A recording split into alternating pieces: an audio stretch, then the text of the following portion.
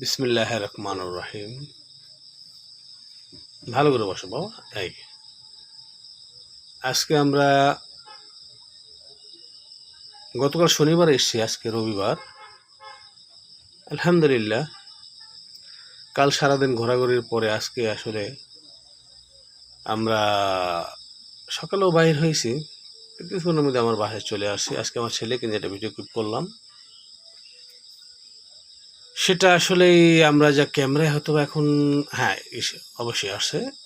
এই যে আমরা দেখতে পারছি আকাশ, সাজেক বালির যে আকাশটা, অবশ্য ওটা মূলত আকাশ বলা যায়, কিন্তু ওটা ভারতের মিজোরাম। ক্যামেরায় দেখা যাচ্ছে যে আকাশের মতো, অ্যান্ড নিচে তো যিনি মেঘ আছেই, অ্যান্ড ভারতের মিজোরাম, যেটা এখান থেকে 10 থেকে 15 কিলোমিটার দূরে অবস্থিত। তো আসলেই কি বলবো, এখানে আসার পর থেকে আসলে সব কিছুই চেঞ্জ হয়ে গেছে আমাদের, বিশেষ করে দুনিয়া সম্পর্কে। যে বাংলাদেশের একটা ভালো এত জায়গা যদি হয়তো আমরা অনেকেই জানতাম,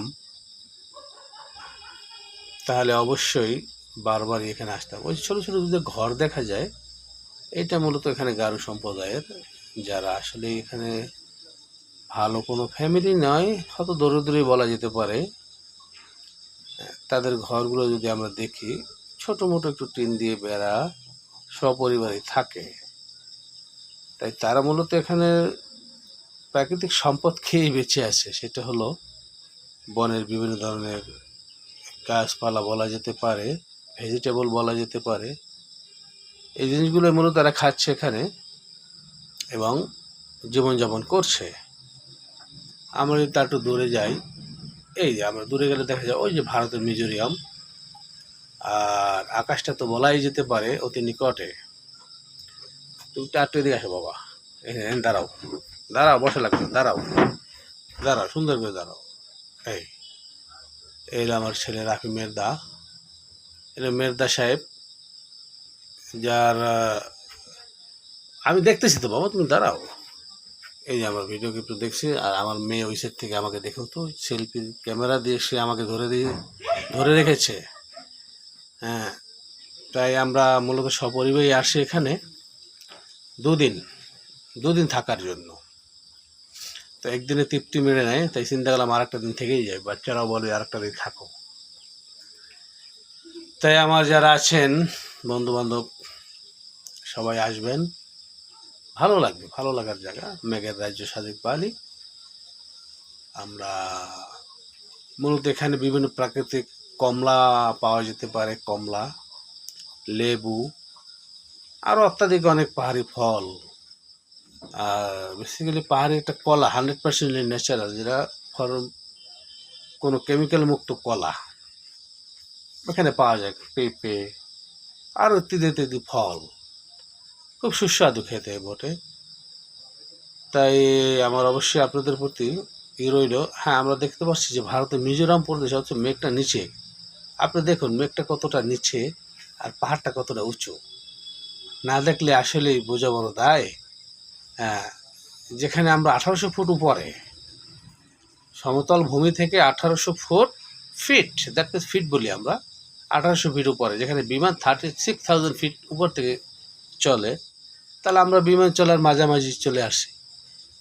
এতটা উঁচু, আর এখানে উঠতে তো মাশাল্লাহ, আমরা যে গাড়িটিতে আসছি, গাড়িটা আমার মনে হয় যে কত লোড নিয়ে সে এখানে উঠছে, আসলে সেটা বলাই খুবই মুসিবত। হ্যাঁ, আমার ছেলেমেয়েরা দুজনেই খুব এনজয় করতেছে, খুব ফুলফিল এনজয় করতেছে ওরা কাল থেকে এই মেঘটা দেখে। হ্যাঁ, এটা আসলেই কঠিন দৃশ্য, আমরা যদি দেখি তাহলে আমাদের ভালো লাগবে। তাই নেক্সট শিপমেন্ট আপনারা যারা আসবেন, অবশ্যই সাজেক বালি আসবেন, মেঘের রাজ্য সাজেক বালি। আমার মনে হয় বাংলাদেশে আর কোনো স্পট নেই যেখানে মেঘ আপনাকে ছুঁয়ে যাবে। তাই সবার প্রতি দোয়া রইল, ভালোবাসা রইল। আমরা অবশ্যই সাজেক বালি একবার না হয়েও দর্শন করব। দর্শনীয় স্থান কুয়াকাটা সমুদ্রের রাজ্য, কক্সবাজার সমুদ্রের রাজ্য, বিকজ মেঘের রাজ্য একটাই, সাজেক ভ্যালি। সাজেক ভ্যালি বলি আমরা, যদিও এখানে মূলত রাঙামাটি, বাঘাইছড়ি, লুই লুইপাড়া, রাঙামাটি। অথচ আমরা অনেকেই বলে থাকি Sajek valley. So very good, একটু লেটেস্ট নাম।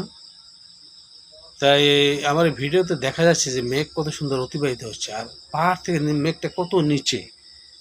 আমরা পুরোটাই আপনাকে দেখানোর চেষ্টা করছি। এইবার আমি একটু উঠে নিলাম। দেখুন, পাহাড় থেকে অনেক নিচে মেঘ নেমে গেছে। এখানে দেখা যায় বাংলো, একটি হোটেল যেখানে মানুষ এসে থাকে। অনেক নিচে, আশেপাশে একদম মনে হয় যে সমুদ্রের কিনারে, তাই না? মনে হচ্ছে পানি, সমুদ্র, আসলে কিন্তু সামনে এটা মেঘ। আপনি দেখুন আকাশ থেকে মেঘটা কতটা নিচে অতিবাহিত করছে, এবং প্রতিটা লোক আমরা দেখছি। এখান থেকে মেঘ পাশ হয়েছে। আবার এখান থেকে দেখা যায় কমলাং পাহাড়, যেটা আমরা কাল গিয়েছিলাম।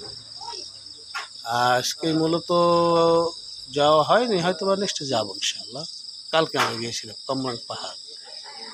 দেখুন, কমলাং পাহাড়ে আসলেই মনোরম দৃশ্য ভরপুর। সো বন্ধুগণ, সবাইকে ধন্যবাদ। যিনি আজকের মতো শেষ করছে। আল্লাহ হাফিজ।